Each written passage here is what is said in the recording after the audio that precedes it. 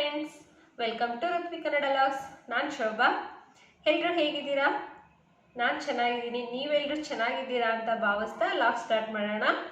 ನಾನಿವತ್ತು ಬೆಂಡೆಕಾಯಿ ಫ್ರೈ ಮಾಡಿದ್ದೆ. ಏನಕ್ಕೆ ಅಂದರೆ ತುಂಬ ಮಳೆ ಬರ್ತಾ ಇತ್ತು, ಹಾಗಾಗಿ ಸ್ವಲ್ಪ ಬಿಸಿ ಬಿಸಿಯಾಗಿ ಟೀ ಜೊತೆಗೆ ಇದ್ದರೆ ಚೆನ್ನಾಗಿರುತ್ತೆ.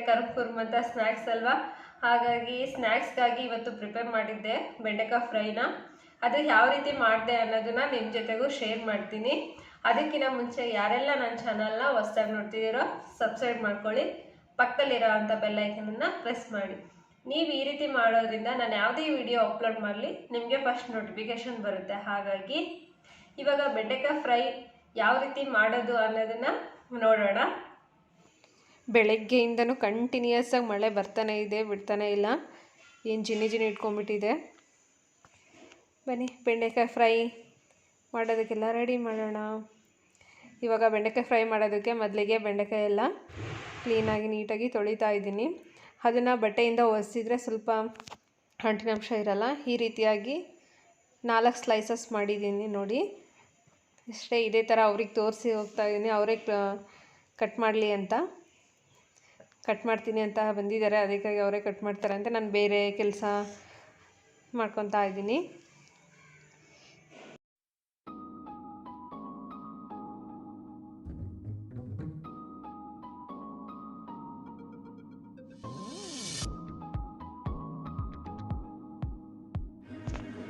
ತಿಪ್ಪೇಶ್ ಅವರು ಬೆಂಡೆಕಾಯಿ ಎಲ್ಲ ಕಟ್ ಮಾಡ್ತಾ ಇದ್ದಾರೆ.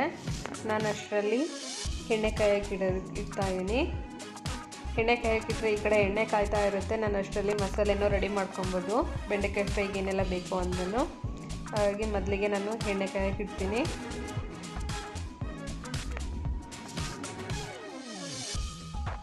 ಮೊದಲಿಗೆ ಕಡಲೆ ಹಿಟ್ಟು ಕ್ವಾಂಟಿಟಿ ಎಷ್ಟು ಬೇಕೋ ಅಷ್ಟು ನೋಡ್ಕೊಂಬಿಟ್ಟು ಹಾಕ್ಕೊಳ್ಳಿ.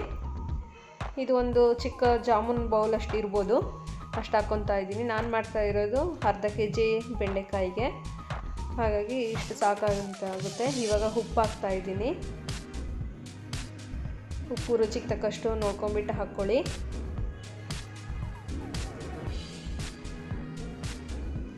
ಅಡುಗೆ ಸೋಡಾ ನಿಮಗೆ ಆಪ್ಷನಲ್ಲು, ಬೇಕಂದರೆ ಒಂದು ಸ್ವಲ್ಪ ಹಾಕ್ಕೊಬೋದು.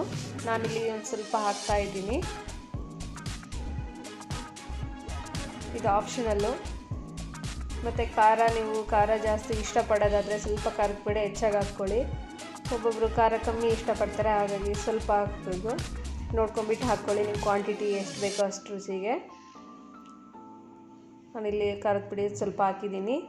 ನೆಕ್ಸ್ಟು ಅಕ್ಕಿ ಹಿಟ್ಟು ಹಾಕೋದ್ರಿಂದ ಕ್ರಿಸ್ಪಿಯಾಗಿರುತ್ತೆ, ಹಾಗಾಗಿ ಅಕ್ಕಿ ಹಿಟ್ಟು ಒಂದು 3 ಸ್ಪೂನ್ ಹಾಕ್ತಾಯಿದ್ದೀನಿ. ಇಲ್ಲಿ ಸ್ವಲ್ಪ ಕಾದಿರೋ ಎಣ್ಣೆ ಹಾಕಿದರೆ ಸ್ವಲ್ಪ ಚೆನ್ನಾಗಾಗುತ್ತೆ. ಹಾಗಾಗಿ ಇವಾಗ ಕಲಿಸ್ತಾ ಇದ್ದೀನಿ. ಚೆನ್ನಾಗಿ ಮಿಕ್ಸ್ ಮಾಡ್ಕೊಳ್ಳಿ. ಸ್ವಲ್ಪನೇ ನೀರು ಹಾಕ್ಕೊಂತ ಕಲಿಸ್ಕೊಡಿ. ಜಾಸ್ತಿ ಗಟ್ಟಿಗೂ ಬೇಡ, ಜಾಸ್ತಿ ತೆಳ್ಳಗೂ ಬೇಡ, ಒಂದು ಮೀಡಿಯಮಲ್ಲಿ ಕಲಿಸ್ಕೊಳ್ಳಿ. ಇವಾಗ ಸ್ವಲ್ಪ ಜೀರಿಗೆ ಹಾಕ್ತಾಯಿದ್ದೀನಿ. ಜೀರಿಗೆ ಹಾಕೋದ್ರಿಂದ ಸ್ವಲ್ಪ ಚೆನ್ನಾಗಾಗುತ್ತೆ ಮತ್ತು ಫ್ಲೇವರ್ ಚೆನ್ನಾಗಿರುತ್ತೆ ಅಂತ. ಇವಾಗ ನೀವು ಮಿರ್ಚಿ ಬಜ್ಜಿ ಮಾಡೋದಕ್ಕೆ ಯಾವ ರೀತಿ ಮಾಡ್ತೀವೋ ಅದೇ ರೀತಿಯೇ ನೋಡಿ ನಾನು ಮಾಡ್ತಾ ಇರೋದು. ನೀವು ಯಾವ ರೀತಿ ಮಾಡ್ತೀರಾ ಅಂತ ಕಮೆಂಟ್ ಬಾಕ್ಸಲ್ಲಿ ತಿಳಿಸಿ. ಮತ್ತು ನಾನು ಈ ರೀತಿಯಾಗಿ ಮಾಡ್ತಾ ಇದ್ದೀನಲ್ವ, ಈ ರೀತಿಯಾಗಿ ನೀವು ಮಾಡಿಬಿಟ್ಟು ಹೇಗೆ ಬಂತು ಅನ್ನೋದನ್ನು ತಿಳಿಸಿ. ನಾನು ಈ ರೀತಿಯಾಗಿ ಕಲಿಸ್ಕೊಂಡಿದ್ದೀನಿ ನೋಡಿ. ಇವಾಗ ನಾವು ಬೆಂಡೆಕಾಯಿ ಸ್ಲೈಸಸ್ನೆಲ್ಲ ಹಾಕ್ಕೊಂಡು ಚೆನ್ನಾಗಿ ಮಿಕ್ಸ್ ಮಾಡೋಣ.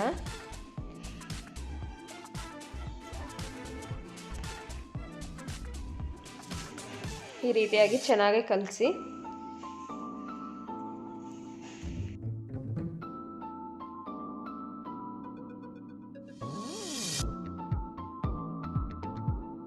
ನೋಡಿ, ನಾನು ಈ ರೀತಿಯಾಗಿ ಕಲಿಸಿದ್ದೀನಿ. ಇವಾಗ ಒಂದೊಂದಾಗಿ ಕಾದಿರೋ ಎಣ್ಣೆಲಿ ಹಾಕ್ಕೊಳ್ಳೋಣ. ಎರಡೆರಡಾಗ ಎಲ್ಲ ಜೊತೆಲಿ ಹಾಕಿಬಿಟ್ರೆ ಒಂಥರ ಒಂದಕ್ಕೊಂದು ಹತ್ಕೊಂಡ್ಬಿಡ್ತದೆ. ಹಾಗಾಗಿ ಒಂದೊಂದೇ ಹಾಕಿ, ಏನು ಪ್ರಾಬ್ಲಮ್ ಇಲ್ಲ. ಎಣ್ಣೆ ಚೆನ್ನಾಗಿ ಕರಿದರೆ ಬೇಗನೆ ಆಗುತ್ತೆ. ಈ ರೀತಿಯಾಗಿ ಒಂದೊಂದೇ ಹಾಕಿದರೆ ಬಿಡಿ ಬಿಡಿಯಾಗಿ ಚೆನ್ನಾಗಿರುತ್ತೆ.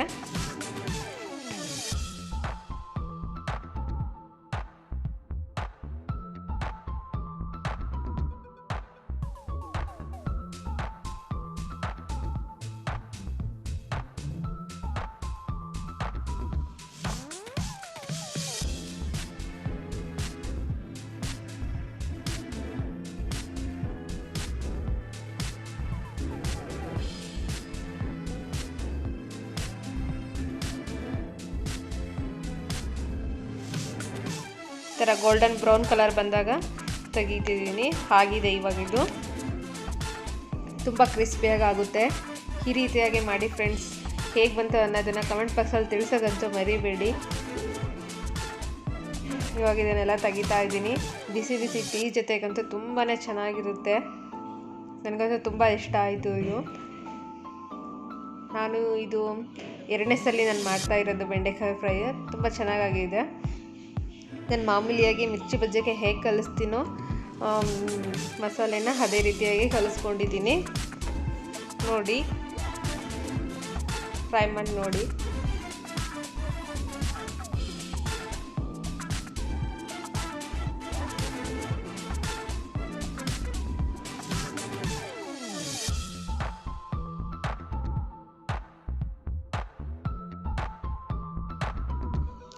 ಬೆಂಡೆಕಾಯಿ ಫ್ರೈ ರೆಡಿ. ಚುಮ್ಮು ಚುಮ್ಮು ಮಳೆಗೆ ಕುರುಮ್ ಬೆಂಡೆಕಾಯಿ ಫ್ರೈ ತುಂಬಾ ಚೆನ್ನಾಗಿರುತ್ತೆ. ನನಗಂತೂ ತುಂಬಾ ಇಷ್ಟ. ಇದು ತುಂಬ ಚೆನ್ನಾಗಾಗಿತ್ತು ಕೂಡ. ಮಕ್ಕಳು ಅಂತೂ ಇಷ್ಟಪಟ್ಟು ತಿಂದರು.